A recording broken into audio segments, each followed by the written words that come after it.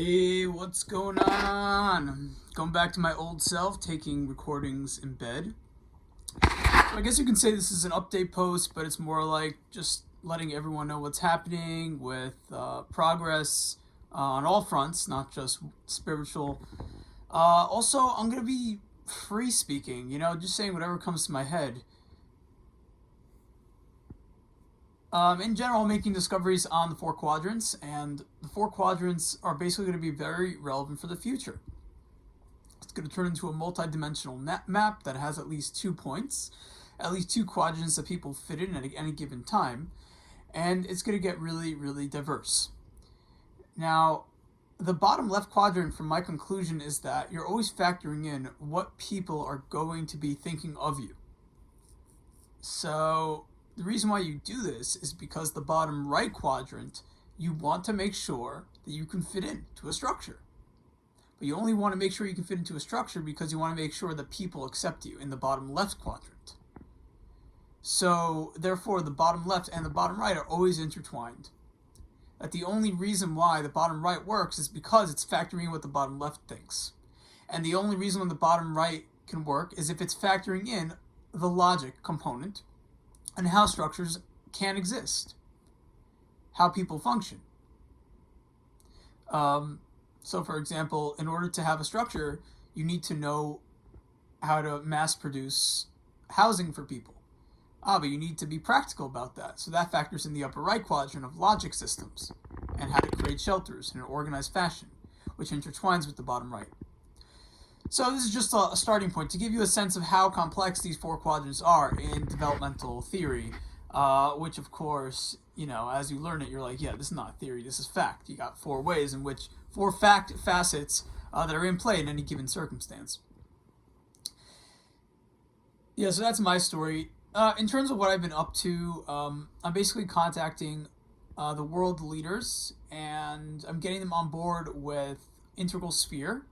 So basically, everyone on the planet, hopefully, this is my goal, is going to be in my sphere. What that sphere entails is that I will be telling the world leaders how to conduct their leadership roles, okay? So I use my knowledge in the 4 quadrants and let them know where they might be going right and where they might not be going as right. And that's how you kind of like insert your 2 cents to make sure that these world leaders are on the right track. In general, I don't feel like a person needs to do that because a world leader knows what's right. They're in the rational paradigm. Most of these world leaders are in stage orange, and if they're in the more Arabic world, they're probably in stage bluish, orange. And so, in general, it doesn't need to be said because the image usually is the forefront of a world leader. So it's not going to be necessary, but now that we're patenting wormhole technology, this technology is going to be revolutionary. It's the greatest piece of equipment. It's the greatest idea. Think about it. If you can walk through a door and then wind up at the other side of the world, would you want that to happen? Of course you would. And not only that, it changes the way we understand space, 3D matter, time. It also changes the way we think about pollution. I mean, pollution is an issue, but we're going to stop thinking in terms of gas, and we're going to start thinking in terms of from one place to the other, of buttons. Oh, what button do you want to press to go to which place? And this is no longer sci-fi, because the wormhole mechanics have been discovered. I keep having the same visions describing the wormhole mechanics, becoming clearer and clearer by the day. I'm revealing it because people aren't, they think it's outlandish. They probably think like, this is crazy. How is this possible? So I've been having visions of a spinning top, okay, and it correlates to a cross. So you have a cross that's spinning, but it's spinning so fast that it looks like a cross, so it's a spinning top, okay, which also looks like 2 hats. And so basically you have 4 directions going into space to create a puncture through space, which overlaps with electricity that uses vortex mechanics. And the reason I'm telling people is because they're going to be able to reproduce this. And if you take me seriously, you're gonna take my technology, and I'm already patenting this, and the whole world knows about it. I've been telling world leaders, I've been telling tons of people. And so that's what you got to do. You have a certain current, certain technology, and you're making a puncture in space and the pumping motion, you're pumping into it so that you create a puncture, you create a circle that's squeezing into that puncture, and so it looks like a mushroom. You're going through a mushroom, which is the portal. So first it looks like a mushroom, and then it turns into a tunnel, a cylindrical tunnel that may move around depending on the vortex itself, probably. And what's happening is the ship is encapsulated by electricity, or the mechanism itself is electronic, but the electrical current, the electrical disc, or the electrical ship is going to slip through the cracks of space. Okay, so my theory or my speculation on why this would be the case is that the electricity convinces space that you're just an electron. You'll pass right through, and you get to the other side, and then poof. Now, there were indications that the wormhole opens up because of a vortex. So it sucks in, right? It's dangerous, sucks in. No. The vortex is only at the beginning, and then it straightens out afterwards. And also, the vortex comes from the spinning effect of what is causing the encapsulation of electrical currents around the ship that creates the enclosed area that defies the gravity motion, gravity. Now, the reason why anti-gravity or negative gravity energy is in effect is what I think it's because of the two vortexes have the shape of an hourglass, which involves it's a cone shape here and a cone shape here that's inverted. So you're inverting space. When you have a regular double cone, it affects it makes a disruption with the magnetic field of any enclosed area, right? So when you have a double inverted cone, which is the vortex in a way, it's one side of it's a cone. That's what a vortex is, a cone. And when you use electronics to magnify the electrical currents around the ship, then you'll be convincing space itself through a pumping fashion, okay? Because when the electricity is oscillating like this, it's going this fast. It's going like this. It's like an orb of electricity with like 1, 2, 3, 4, 5 layers, different colors. So it's probably different currents. That's my guess. And it's all moving in sync with each other, but they're obviously not precise, because they're different wires. So they all look like this. You have one in the middle, you have one on the side, right? But they're all moving similar times, which means all happening at once. But that's the pumping motion. That's moving you through space.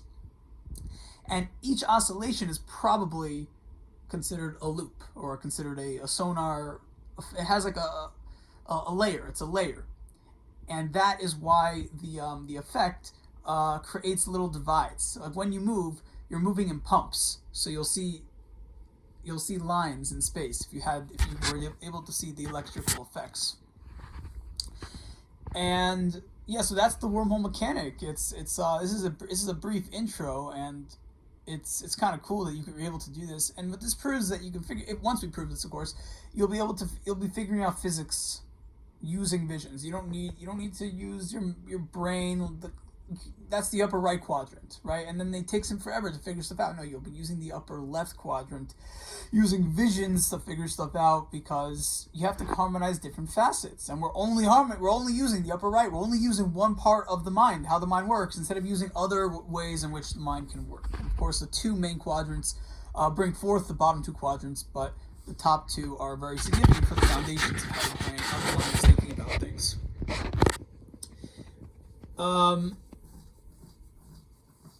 Anything else to mention?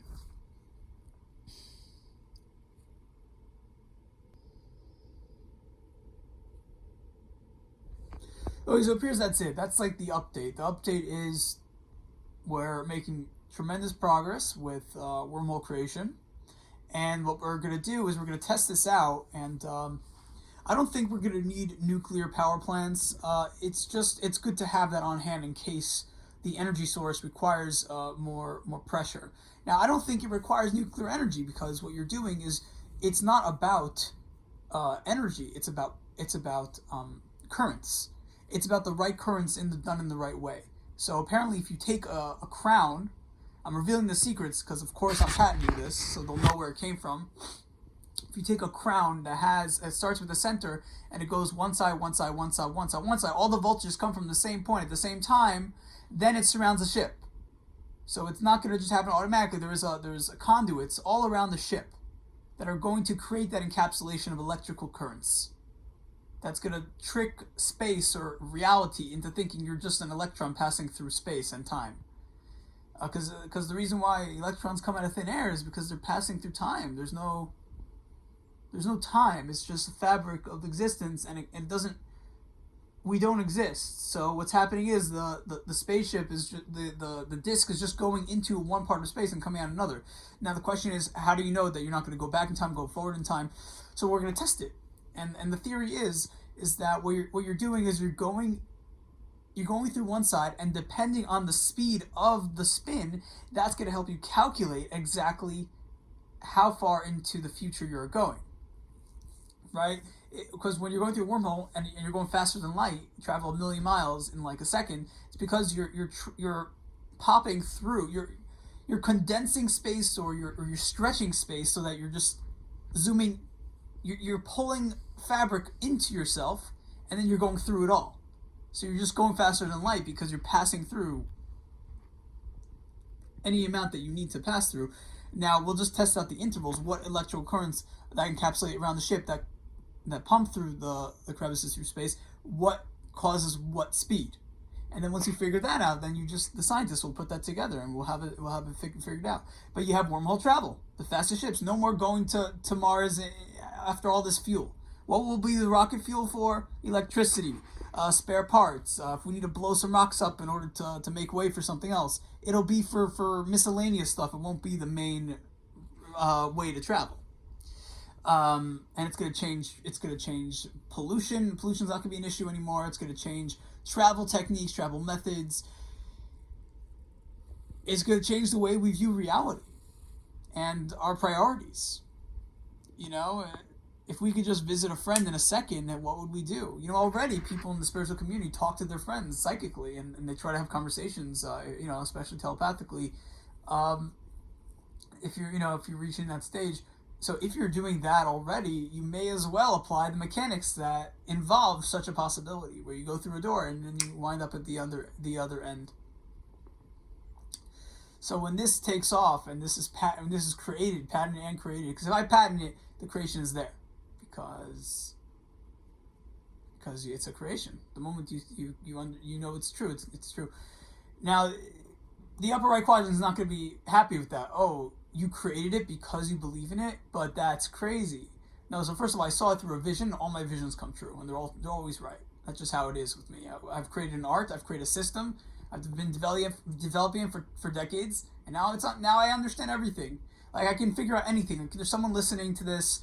I see a Y and horns. What is that? See the P. So it's a Y. Okay. So then I need a second symbol to ascertain what that Y was referring to, and if it's connected to a language I never learned. Right. So there's an animal now with ears, but the animal turns into a cone head. So generally speaking, a cone head is referring to an alien. So you look up extraterrestrial. What does that symbolize in a dream? And if the ears are more like a bunny ears, then you connect the two symbols. What does the bunny ear mean? What does that mean? And then, you know, if it's not coherent because they're two different symbols and there's no one entity that looks like both, you put it to the side and you ask the psyche a different question. What type of people are listening to my channel? So supposedly the people that are listening to my channel are interested in extraterrestrials. That's what it's saying. And the Y probably has to do with yes. That's going to be the case. But in that case, you know, I need to look it up by the computer. If I have a good 5 minutes, I can figure out anything. Now I'm getting better at these visions. So over time, like I'm seeing a crab now. Okay, now, this is lobster, actually. Lobster is not the best sign, but I actually do want to look it up, and then it's going to stop my video. But if I memorize all these things, and I know exactly what each animal does, and what each symbol is doing, what it represents, I basically know everything. And when you get better, when you get older, your mind becomes more dissolved, your ego, so then you can tap into the fundamental fabric of space-time, and then the Akashic formats become clear, and you could see things more clear and hear people more clear, and so you're psychic all the time.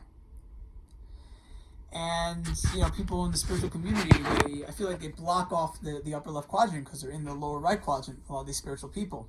because they're thinking what other people think, and they're in the lower left quadrant. Like Abke, I think Abke is in the lower left quadrant. I think he's in the lower left quadrant. Yeah, I think he's. It's hard to find people in the lower left quadrant, but when you do, you should definitely think about why they're in it. Because he doesn't overly focus on the rational. He's not overly focused on the spiritual. He's not overly analyzing what other people think of him. So I put by process of deduction, I lean him into the bottom left, but he's definitely more on the rational side. So upper right might be a factor, but it's not enough. And so that's how I'm thinking about it. And I don't know if I proved to all you who are listening that this is psychic abilities. This is what happens. But every single thing that I've been doing, all these people, all these symbols, they've all come true. Now, could anyone do this? No. I created a video on how to do it. You have to embody truth. So you need a teacher to tell you you've reached a level of truth. So I can give people, like there's a guy who follows me. His name is Kosef. Okay. He's been in a really advanced tier for a long time, but so he's tapping into upper left quadrant stuff. He may not be like that I'm mentioning him. He said you deleted something in your sentence. How do you know it? Because he had an intuitive sense. He wasn't thinking from the upper right quadrant. He's thinking from probably the upper left, and so he's sensing out truth. He's embodying truth. So when he speaks, everything is true. Now, people in the upper left are usually very sensitive, so that's something to keep in mind. Like, don't just run to him and ask him all these questions.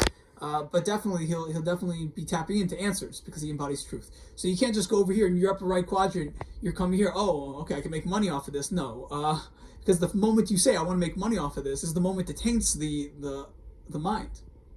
Because then you're going to be thinking from the root chakra and not from the crown chakra. You see. So it has to be a slow process of evolution and understanding and really embodying truth.